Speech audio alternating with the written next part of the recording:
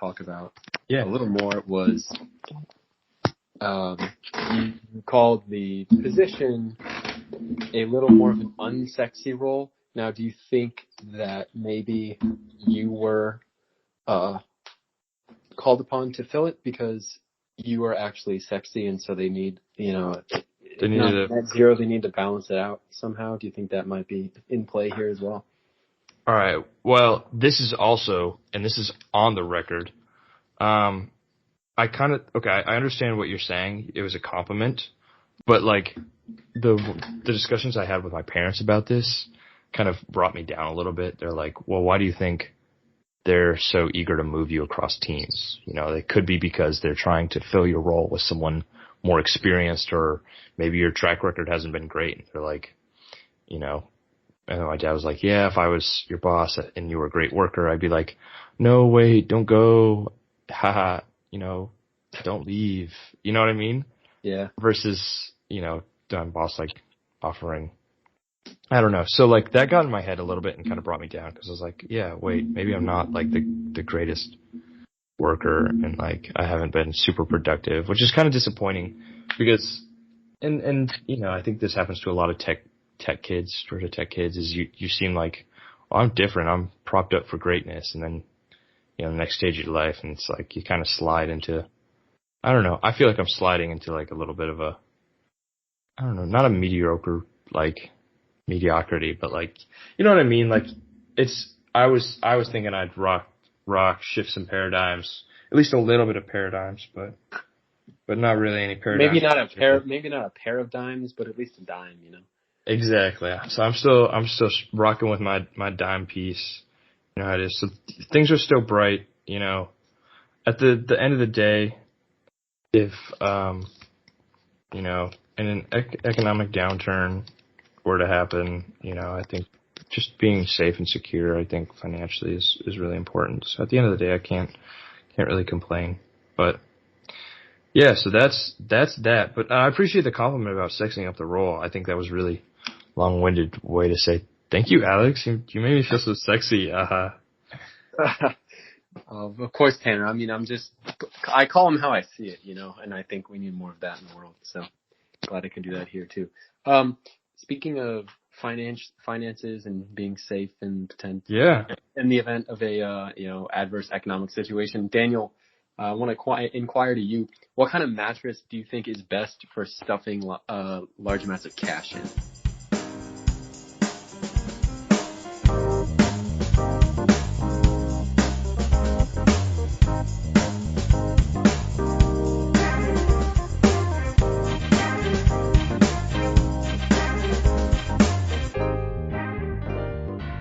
This is the Experience Podcast with me and someone else.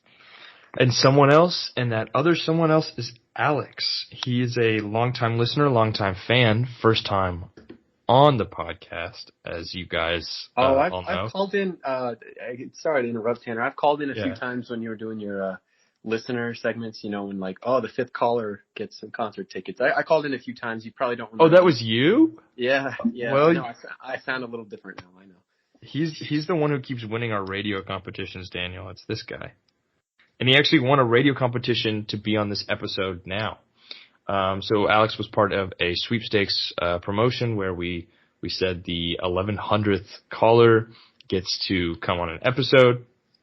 Of course, this week it was Alex, but next week it could be you. So listeners, keep your ear to the ground on potential sweepstakes, and maybe you could find the same fate as our friend Alex here. So Alex, welcome to the podcast. We're glad to have you. Thank you for apparently playing all of our sweepstakes. That takes a lot of dedication to the pod, as some would say. It's a lot of work, but I love what I do, and I'm really excited to be here. Thank you for having me, guys. Thank you, Tanner, and someone else. Well, that's great. That's great. I have a lot of things I want to ask you as kind of like a listener. I think just kind of like bouncing off some questions off of you, because obviously we're on one side of this podcast, right? We're not on the listener side. You're a listener. We just need to see, what it's like from your experience. So I just want to like rattle off a couple questions that'll tell us like what you think about the podcast from your listeners' perspective. Yeah, of course. Yep. So my first question to you, Alex, is what is truth? Wow, yeah, that's a heavy hitter. Forgive me, I need a moment. No, it's okay. Take your time. Yeah, well, I think the first thing I'd have to say is it's anything that you find on the second page of the Google search results. I definitely have always been sort of a nonconformist, so whenever I look something up, I skip Wikipedia, I skip, whatever recent news article from a reputable news sources, and I go straight to the second page. And that's really where my search begins. Usually it's not till the fifth or sixth page where I find the indie vlogger with questionable character traits, credentials, everything. They usually have what I need, I find. So I think truth it's like finding a needle in a haystack. You really got to look hard for it, but it's there.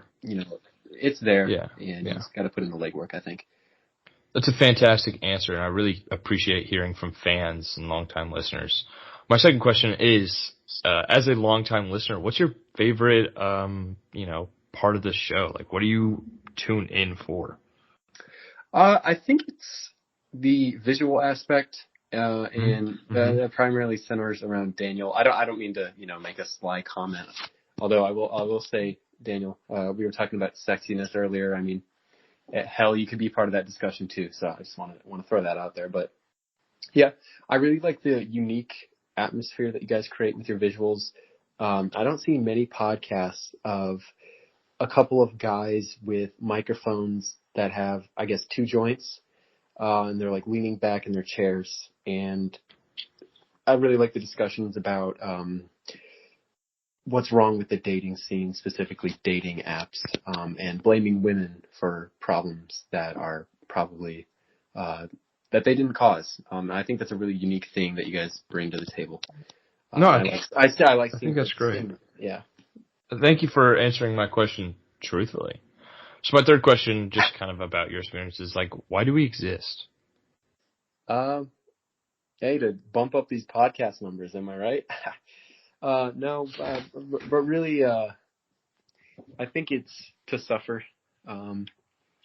As a bit of a dabbling Buddhist, I think the Eightfold Path, trying to alleviate suffering is, admirable. I really shouldn't actually go on a religious tangent like that. I feel like that's actually kind of fraught. So I'm actually going to stray away from that, even though it could be a funny joke, not when it's being recorded and put on the internet. But short answer, to suffer. Long answer, to suffer. Yeah, no, that's a fantastic answer. And I really appreciate you just coming on the show and just talking with us. Yeah. So, I love you guys' work. Yeah. That brings us to our next segment where we bash the experience of living as a white man in America, and we complain about how hard it is. So we're bringing on panel experts like Daniel to talk about what it's like to live. Daniel, tell me about your experience. As a white man? Is that what you're asking? Yeah, I want you to answer as a white man. Well, as you know, I only live half my days as a white man. It's tough, White men really have it tough out there. They really do. And I'm glad that this podcast is a visual component so that the audience can really understand truthfully where we're coming from. But continue, Daniel. I interrupted you like a white man usually does. Continue. Oh, of course, and we appreciate that. But I think it's just... what I think you're trying to say here... No, continue. I don't... You know what?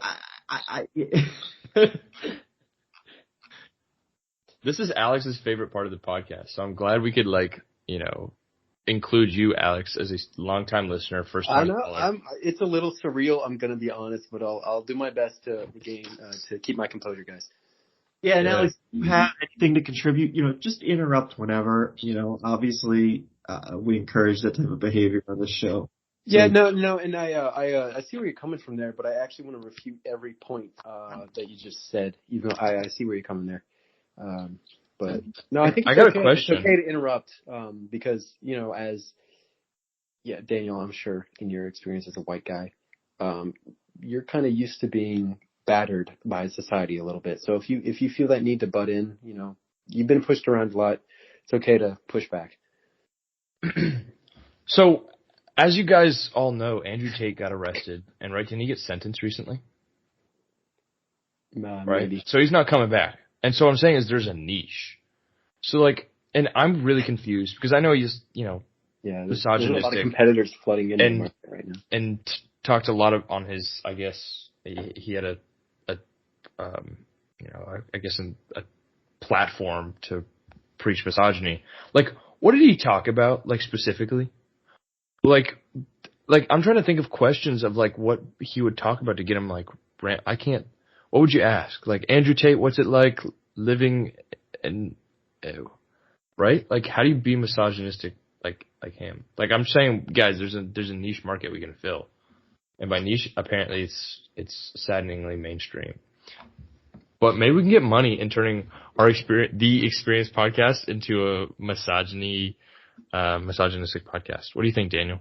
I know you also are a creative lead on this whole The Experience project. So I just want to hear you weigh in about whether you think that'd be a financially sound decision or not. I mean, it's certainly a direction that someone could take for their show. Do you think it's a financially prudent one? You know what? Honestly, it might be. So, but okay, if you take that's sad. Yeah, any side, I think it would be financially prudent, right? And maybe that's why we struggle, because we just have no takes. Yeah, we need more hot takes. Yeah, we're very cold. Yeah, these are cold takes. What do you think the first 3 units, I guess is how they would break it up in school. Yeah, units of our course, like Andrew Tate has. What would be the first 3 units? Or I guess our sort of Andrew Tate has a course, how to pick up women like an alpha. Is that what you mean? Yeah, I think it's something like that. Okay. How to be a baller or whatever. So probably step 1 or course. The course name is Fast Cars 1102, probably, right? Yeah. That's the course listing. So Fast Cars 1102, what you learn about is the bigger and faster and more expensive your car is, the bigger your penis is. I think there's also an increased inherent worth that you. Yes. You're a net positive society. Yes, exactly. Yes. So wait, are we asking what our courses would be, or what Andrew Tate's would be? What ours would be? If we're taking the Experience podcast, I think we also need a supplemental course. To sell on the side. So it's our own custom The Experience Andrew Tate podcast. If we were selling not affiliated, just the Experience podcast. That's pedantic, but I think we'd be Rambling 101, right? Is that, what do you guys think of that as our first course listing? That's a core tenet, yeah. I think that's a huge spontaneity. 3033. That one's a good course to take, I think. Guys, help me out here. Yeah. Interrupting each other. 2102. How to express disapproval without saying anything. I think that's another big one we have here. This could. I felt like that was.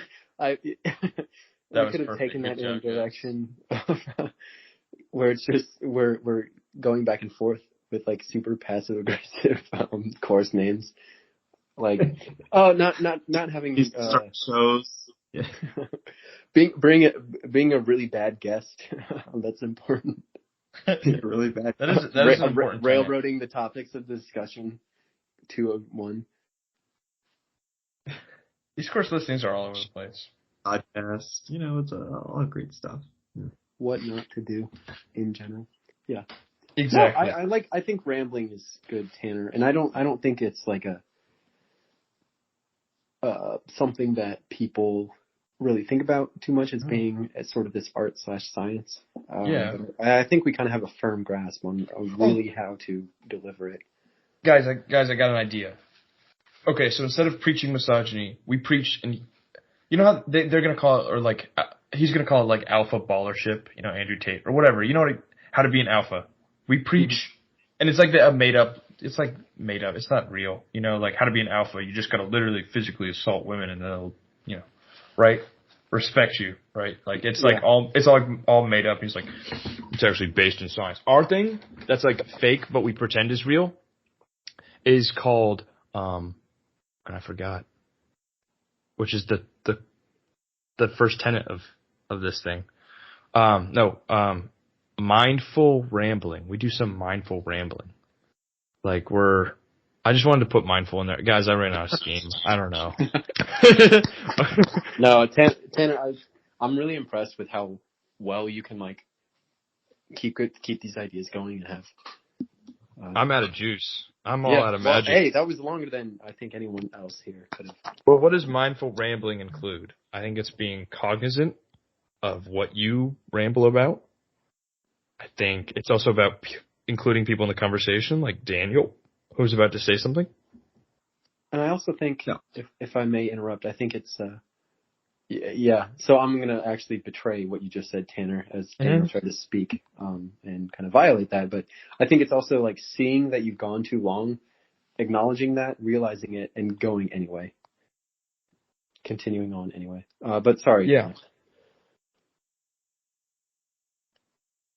Dan, you were about to say something? Mindful, perhaps? Nothing mindful. Daniel, please say something mindful for the love of God. I think it would be articulating your point clearly, and not just kind of going on and talking about whatever, but really getting to the point. Because sometimes we just kind of keep going and going and going and going and going and go, and we never really get there. Hit that. Yeah, get there. Really throw the dart in the center of the board, kind of a thing. Yeah. Okay. I know. I agree with all those points, and I think there's still a lot of future. I think we can table this discussion to another time, but if you want to, untable it for a discussion right now, that's also okay. But I also, have other questions prepared, for us. Actually, I really don't. Oh man, I'm out of questions, guys. I'm all out of magic.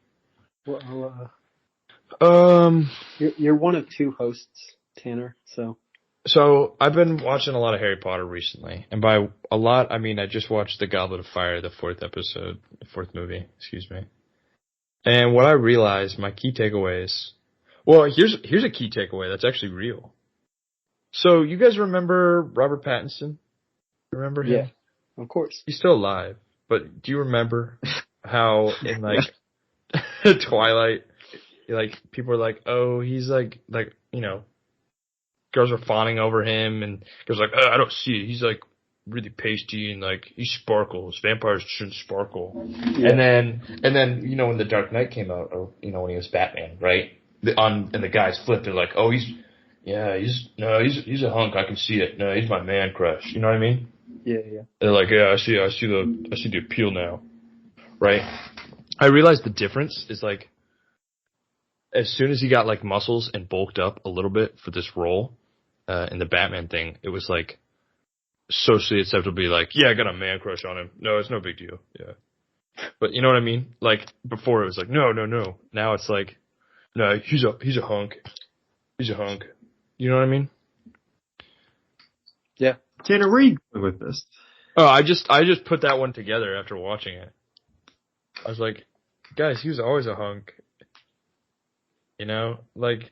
But toxic masculinity says you gotta, you can only really worship a man or praise a man if he's a man's man.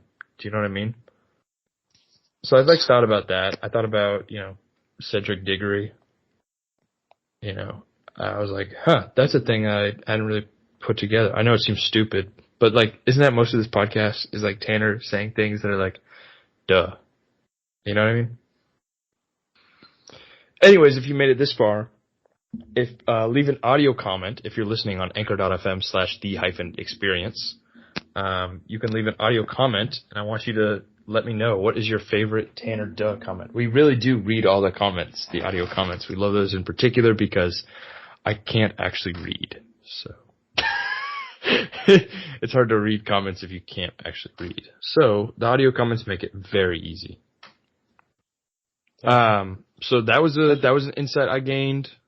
Also, I think the lore behind Harry Potter is kind of cool. I know, like, the person who kind of, the lore master is kind of someone, she shall not be named, but like, there's a new game coming out, so I like looked into like the game and just the wiki and like familiarizing myself, because I guess I had maybe watched the movies 2 or 3 times, maybe like each one maybe twice, maybe once fully through, and then a second time like bits and pieces on like TV. So like I don't know, I feel like I didn't give it a fair shot as a child, but like I feel like they were cute movies, and I feel like the world building they did within the movies was cute, and like it was like solid. Like it feels they were building a franchise. Sorry to interrupt you, Alex. They were building a franchise, but it had more heart behind it. Like versus today's franchises, there's more money behind it. Like obviously there's a ton of money behind that Harry Potter movie, and that's why they split the last movie into 2 movies. Split the last book into 2 movies, but like I don't know. It feels like they weren't making it for the money. They were making it for like a really containerized story that they just wanted to tell. That may be true, but do you think that part of it might be because they came out when we were a little younger and maybe didn't pick up on the whole money thing a little easier? Like, do you think maybe kids feel that way about Marvel right now, and then in the future, some other new franchise will come out and it'll be like, oh, why can't we just go back to the Marvel days or something? Well, let me just say, I think that's a possibility. Counterpoint with math. The existence of Disney adults implies the existence of Disney children. I don't know. I wasn't thinking about what you were saying. I was thinking about, like, this is going to be such a clever gotcha. If I use math, I'll get his ass. It's a bi-directional implication, because the implication that Disney children exist implies that Disney adults exist, and vice versa. One of those false implications. You know what I'm talking about? Like, it's like a Twitter meme format. The existence of blank implies blank. Yes. Okay. I think you need to choke up, maybe drive your hips a little more, and then you'll get a bit more contact. But I like the swing in general. Yeah. Like the existence of Adam Driver implies the existence of Eve Passenger. Okay. Yeah. That one got me. I'm not gonna lie. Student loan forgiveness implies the existence of student loan revenge. That's good, Daniel. That's good. Daniel, when did you where did you find yeah, where did you find Tanner? When did I find him? Where or when? Like, where and when? He actually found me in a trash can. I was like cuddled up and just naked and just in this trash can, shaking, shivering in the cold. And he nurtured me back to health. Like I have no other words other than thank you, Daniel. I'm enchanted. Yeah. That's how we met, and that's why I'm on the podcast. Actually, to this day, is I still owe him my life. Like without him, I would have died in that trash can. I probably wouldn't have died because someone else would have probably saved me from a trash can, but like, yeah. But he was the one to do it. And I mean, Yeah, he was the first person to whatever save me from that trash can. Come on. Thank you. Yeah. In the mean streets of Atlanta. Thanks, Daniel. Yeah. Well, I'm here for lost souls. Tanner qualified as such when I met him in the trash can. I was a lost soul back then, but I'd like to think I've found, and I'd like to think that I have found myself through Christ. Yeah, you guys did see that one coming. And that I don't really know. I ran out of steam for that bit too. Just gonna be like, oh, I'm religious now, guys. Tee hee hee. Isn't that funny? By the way, I worship God now. Yeah. It's called an antonymic misinterpretation. The existence of, birth control implies the existence of birth chaos. It's antonymic misinterpretation.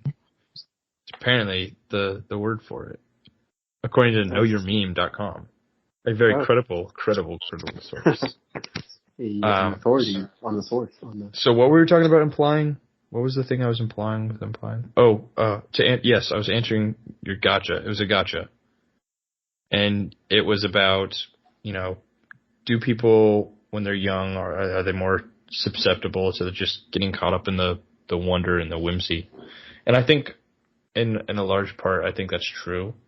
You see the kids and they like playing with the little Hulk action figures and the little Captain America action figures, but never the freaking Hawkeye.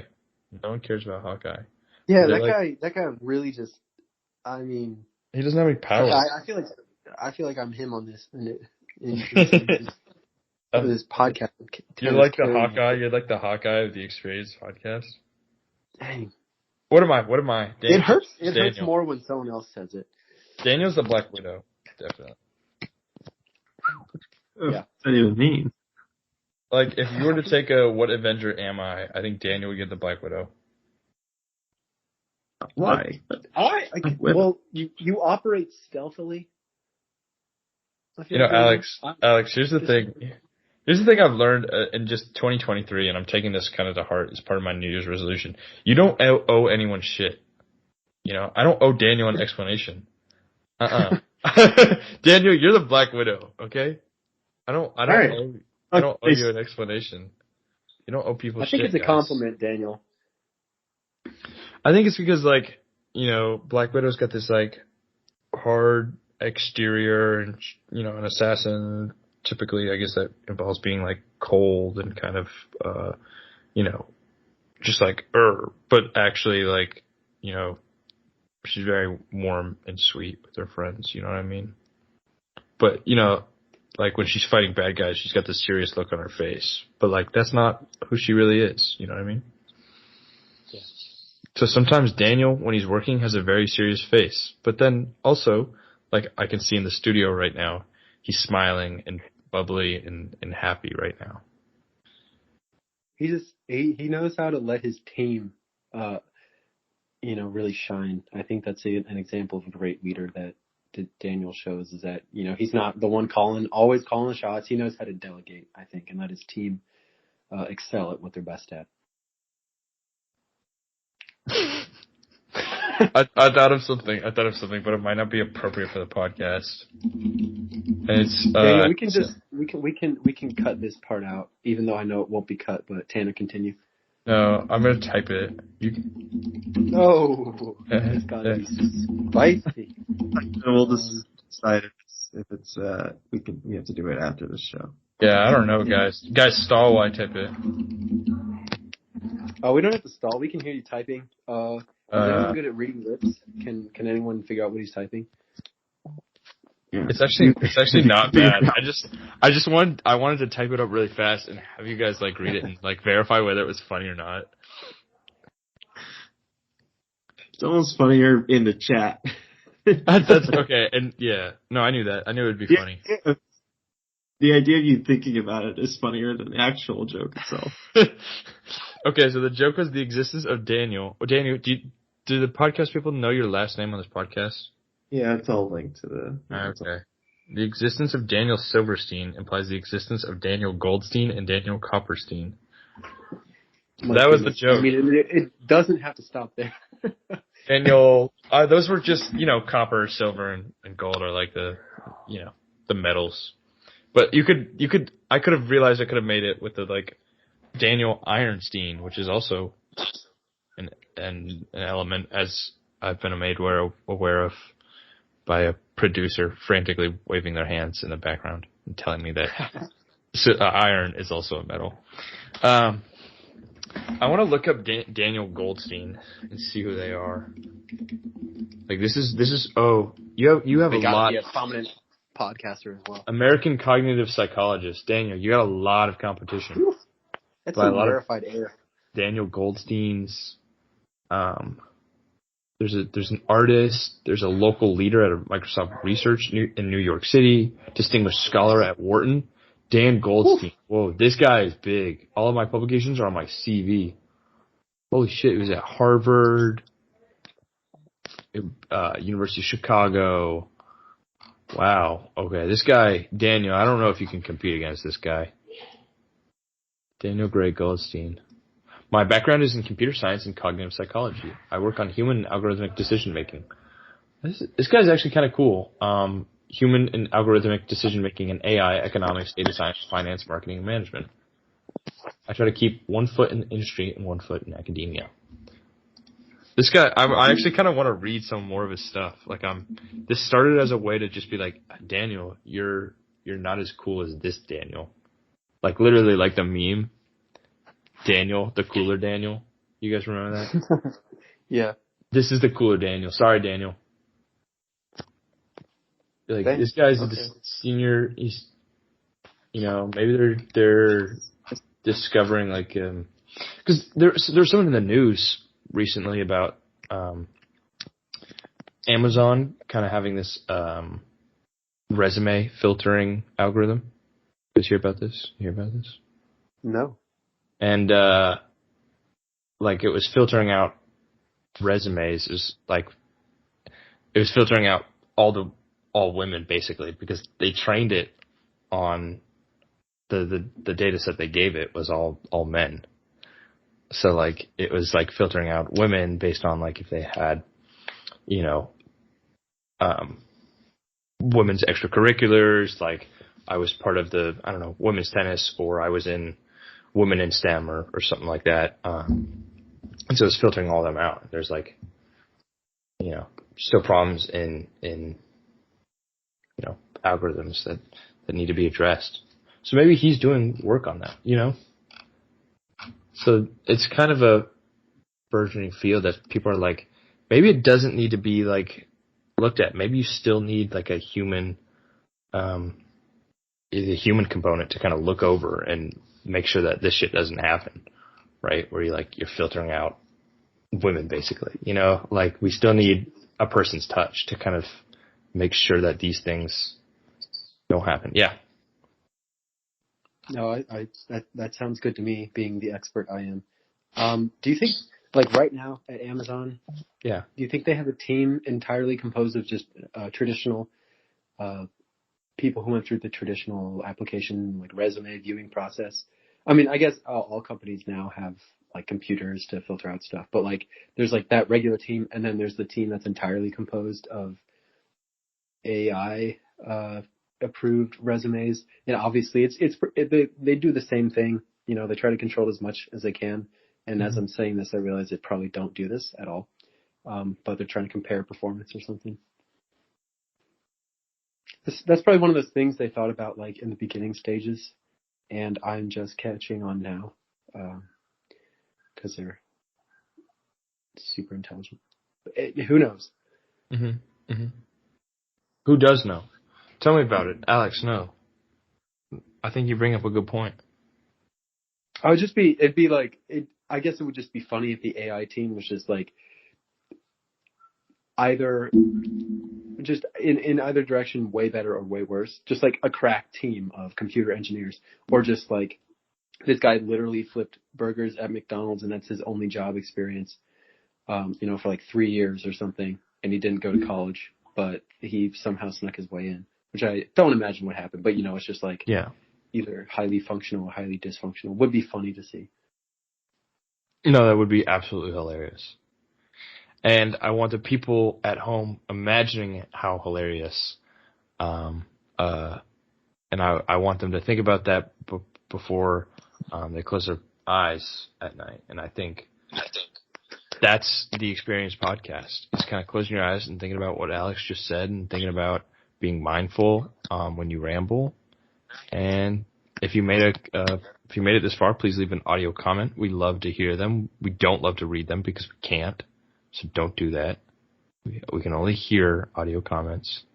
But if you made it this far, thank you so much for listening. I am Tanner, joined by someone else and someone else. Thanks for having me on the show, someone else. No problem, someone else. Thank you, Alex, for joining our special sweepstakes winner. If you all would like to, and thank you, Daniel, for also joining the podcast and also creating it and saving me as a little baby from a trash can. And having about 48 seconds of audio time. Yes, Daniel, I really appreciate you being a moderator and kind of, really, really moderating the content here. So, I mean, I don't want to interrupt this. Thank you so much for listening, everybody, and welcome back to and have a great evening if you're listening to this in the evening. If you're not listening to this in the evening, I don't know what you're doing.